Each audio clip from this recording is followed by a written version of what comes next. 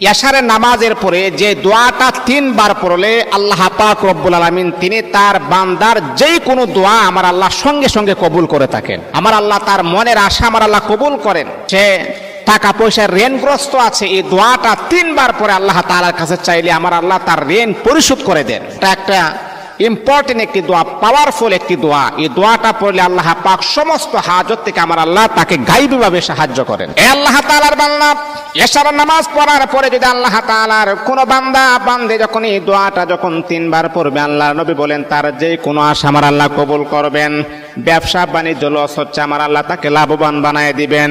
মনের আশা কবুল হচ্ছে না, আমার আল্লাহ মনের আশা কবুল করে দিবেন। যে দোয়াটা পড়লে আল্লাহ নবী বলেন তার যে কোনো দোয়া আমার আল্লাহ কবুল করবেন। দোয়াটা কি? আল্লাহুম্মা ইন্নী আসআলুকা বিআন্নী আশহাদু